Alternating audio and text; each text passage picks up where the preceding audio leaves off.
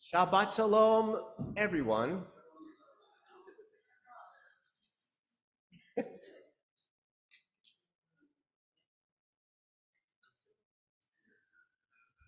I just want to make explicit what is implicit. It is just very exciting, very uplifting, very normal, but we will never take it for granted again for us to be together, for us to be here, listen to a wonderful bar mitzvah boy chant and share with everybody here his own life, his own legacy.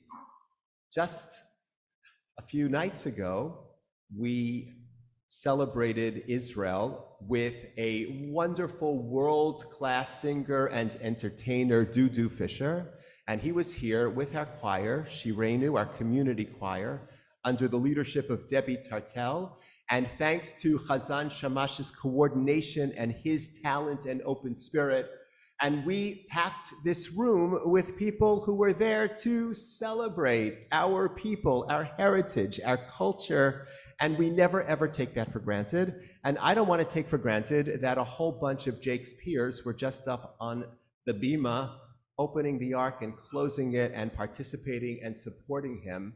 And really, that is what I want to speak about for the next few minutes. All of us who are connected to children in some way, as parents, as aunts, as uncles, as concerned members of the community, we look at the next generation and we say to ourselves, how are they going to find their way and their connection to our people and to our heritage? Certainly that's something that Deanna and I thought about when our children were younger. We have 3 boys. They are now in their late 20s and early 30s. I'll come back to them. They are now, by any definition, men. But when they were younger, we did whatever we could to expose them to our heritage and our tradition through education and through celebration. And what I want to lift up for all of us to think about this morning is that every human being is different. Our 3 children are very different from each other. One of them would sit and practice his Hebrew writing. The other one, when I quoted Maimonides to him, Maimonides, the great thinker, turned to me and said, "I don't care about your Monides." That took me by surprise. Another always had a questioning attitude to everything. Why this? Why that? Why not this? Why not that? And as they grew, their different personalities continued to emerge and to impact every aspect of their lives, including the approach of our tradition. So I want to take us back, and then I'm going to take us forward, all of us together. I want to take us back to the moment when Jacob, in the middle of a dream, sees that God is standing on a ladder and says, "Anochi Elohei Abraham Avicha Velohei Yitzchak." It's a complicated way to phrase it, but the intention was, I am the God of your grandfather Abraham and the God of your father Isaac. And the Torah repeats the phrase, the God of Abraham, the God of Isaac. And many people looking at that have said, it's intentional, same God, but each person is going to find God in a different way. And so for Abraham, it was a different connection to God and to this emerging heritage than it was for Isaac. So I want us to imagine that this is a moment where Jacob, who is in between the home that he grew up in and left, and the home that he will create. Maybe he was what we today would call an adolescent. He was a young man. So he has this dream in which, in effect, he's been given different models of how to approach the divinity, of how to approach the tradition. So here is Abraham, who approached God in a very forthright way, left his home, journeyed to another space. Here is Isaac, who was more reserved. maybe a little bit more introverted, who did not have the same personality as his father, who will actually never leave the land of Israel, but still manage to connect in his way to the God of this people. And let's not leave out, we should never leave out the God of Sarah, his grandmother, who protected the people, was so concerned that they would not survive another generation.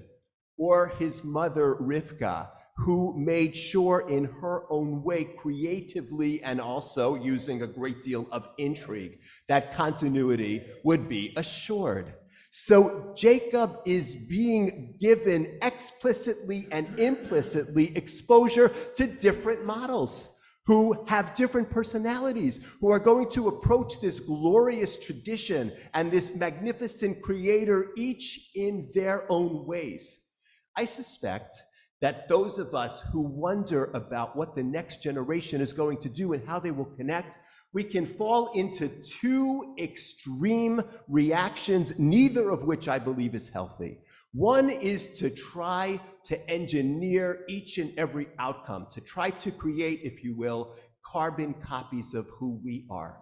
I want my child, my niece, my nephew, this person to do exactly what I do and to bring that into the world. Well, good luck with that. So that is not so healthy. But equally unhealthy, I believe, is to give up completely and to say, my hands are tied. Let nature take its course. Let it just flow as it needs to flow. There is a middle ground, which is healthier and ultimately more productive, and that is for us to model, to engage, and hopefully to have the openness of mind and heart to allow each neshama, each soul, to find their way in terms of their connection to our Creator and to our tradition. So we spent Thanksgiving with our children, now men, and with their partners. First of all, it's nice to hang out with them. So that's good to know. Second of all, they are still very different people. And they approach Jewish tradition with some different proportion of intellectual, of emotional, of embrace, but also of critique. What they do today isn't what they did 5 years ago. What they're doing now might not be exactly what they do 5 years from now. I have made multiple mistakes with my children as a father, time and again. But one thing that I believe that Deanna and I have tried to do is to just keep the door open. Wherever you are now, however you approach now, we embrace you and we are with you on that journey. So I just want to invite all of us to think about that middle path, to think about giving multiple models, to think about trying to embrace the individual and allow the individual to find that individual's way. So I want to conclude with just this beautiful, beautiful moment towards the end of Jacob's dream. So God has said, I'm the God of this one, I'm the God of that one, and then you will spread out, he says. Fly, little bird. You are going to find your own distinctive way in the context of this unfolding tradition. And finally, most importantly, and I urge us to put this on our refrigerators and look at it every day, God says to Jacob, Hinei anochi imach. Behold, I am with you. There is nothing more important that we need to say through our words and through our deeds to every child that we care about over the course of their lives as they journey this way and that way, as they take their place in the context of our extraordinary heritage. Anochi imach, I am with you. I hope we can say that to each other throughout the journey. Shabbat Shalom.